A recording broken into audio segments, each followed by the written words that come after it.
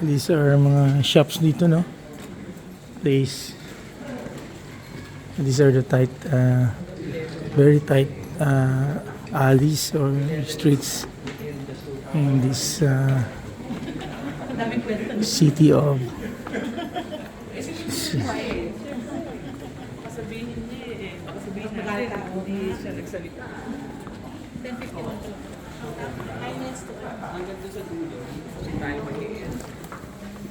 have specialty shop dito, marami addition.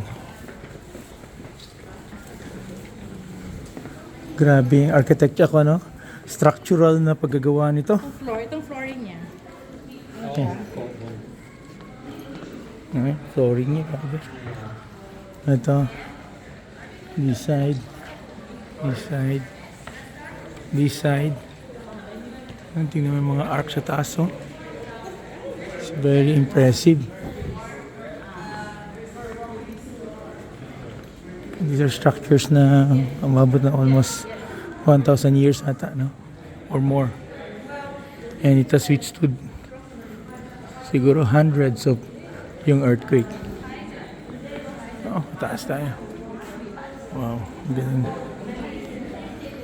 Ito yung materials. There's reason pala na uneven yung pagkalagay ng mga bricks, no? Parang interlocking siya. Kanina ko na naintindihan. Especially yung mga yung malapit sa mga arc, you know.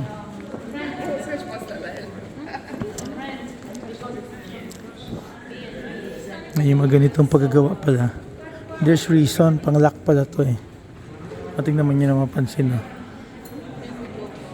Ayan. No, uneven siya. There's a pattern yan. Locking palang purpose yan.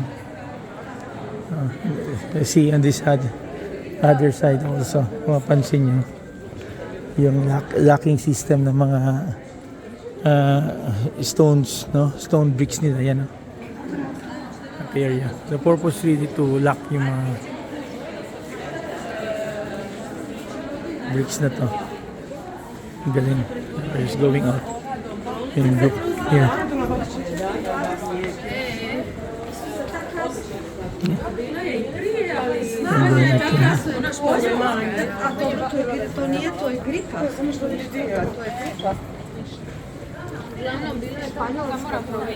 Go out here.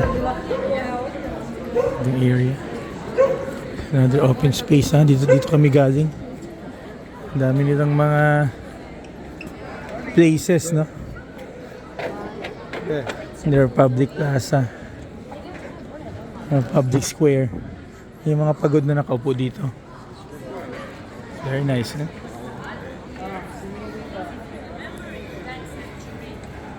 Tenth century pa daw to. So kung 10th century, di 1 century is, di ba 1 century is 100 years? Oh yeah, I think so. Can we sit down? Ibig sabihin, if it is 10th century, it's 1,000 years ago na. More than 1,000 years ago. Grabe. Decade is 10. Ha? 1 decade is 10. 1 century ma is 100 years, di ba? 100 years. This is more than 1,000 years na. Grabe.